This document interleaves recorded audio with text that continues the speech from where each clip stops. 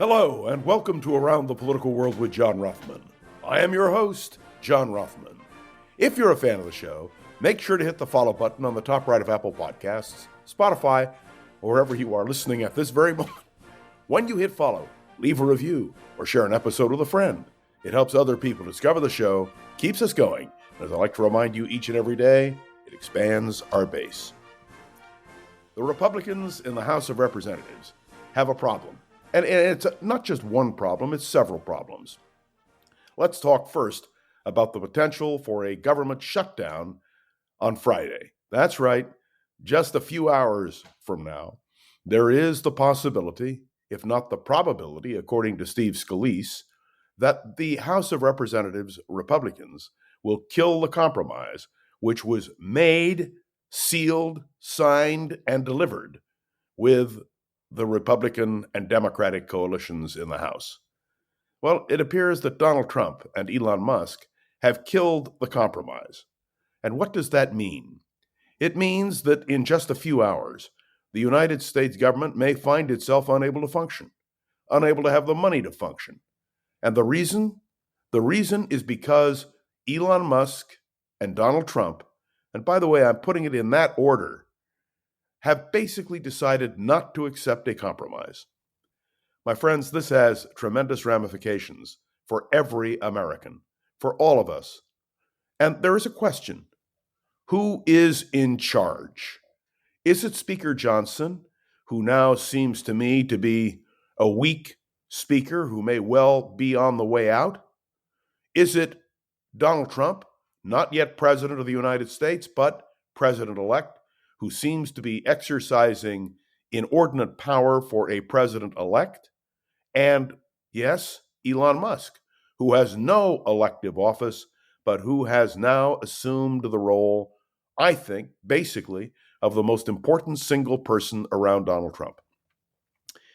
I want to remind you, Elon Musk is a brilliant man, but he's not elected to anything. Now, a president can take advice from anybody he, or perhaps one day she, chooses. But why is Elon Musk there? He's a genius, no question about it.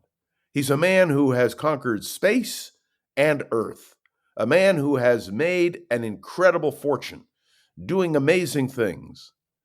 But I want to point out to you that simply because you are a genius does not necessarily mean you understand what's going on.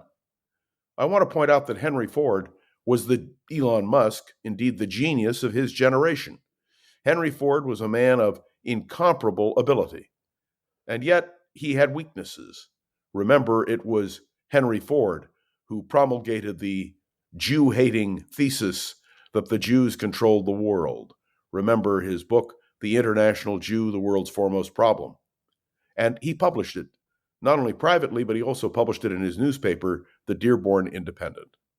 My point is that the fact that you have billions of dollars, the fact that you clearly have great strengths, does not necessarily mean that you know how government functions.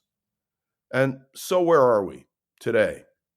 We have a situation where if a compromise is not reached within the next, 24 to 48 hours, our government is going to shut down. And the reason is because of Donald Trump and Elon Musk. It may also signal the end of Speaker Johnson. He has proven to be ineffective in controlling his majority, however slim it may be, at one of the most critical times in the history of our country. These are serious moments. But there is another issue in the House of Representatives. Representative Loudermilk has issued a report suggesting that Liz Cheney might be indicted. Now, this is not new. Loudermilk has been doing this for some time. But here's the question, and I think it's a serious question. Liz Cheney was the number 3 Republican in the House of Representatives. She served honorably and ably on so many levels and had the genuine affection and applause of her colleagues until she crossed Donald Trump. And then Donald Trump pulled the rug out from under her, blasting her. And the question now is, will Donald Trump pursue a prosecution? I would even go so far as to say a persecution of Liz Cheney. And where are her Republican colleagues? Where are the people who worked with her, who may have disagreed with her about January 6th, but who know what a capable person she is? After all, she won the John F. Kennedy Library Profiles in Courage Award for her outstanding service on the January 6th committee and her courage, her profile in courage, in standing up to Donald Trump following the insurrection of January 6th. And then there's the question of Kash Patel.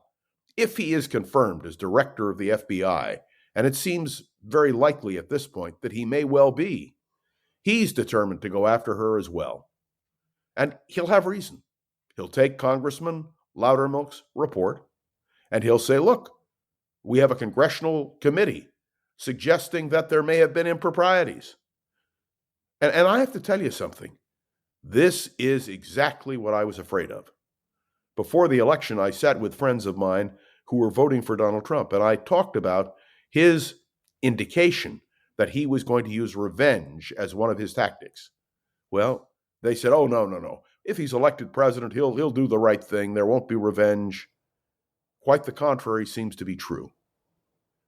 And it all falls on the Republicans in the House of Representatives. I have to tell you that it's a weakness when you follow the lead of a leader who, frankly, you know was wrong. And it is even worse when you allow that leadership to impinge upon the financial integrity and security of the United States of America. There's going to be a lot of debate that is going to take place nationally in the next few days. But I want to make my position clear. Republicans and Democrats struck a deal, and that deal should be observed, because that's the way we keep America going. And as for Liz Cheney, well, she is a profile in courage. Donald Trump may not like a political opponent, but going after them, threatening them, that's not the American way. And Donald Trump, frankly, if he is going to have a successful presidency, had better get this idea of revenge out of the line of fire, pure and simple. Thanks for tuning in to another episode of Around the Political World with John Rothman. Make sure to follow along and let me know your thoughts on the show by leaving a review on Apple Podcasts and sharing an episode with a friend or colleague so we can continue to grow and expand, which is, of course, our goal. You can interact with me on Facebook, on LinkedIn, and, of course, directly. And I look forward to hearing from you. And I want to say a special word of thanks to the wonderful producer of Around the Political World with John Rothman, Gogo Zoger. Keep up the great work, Gogo. This is John Rothman. I'll be back tomorrow, and we'll continue Around the Political World. See you then.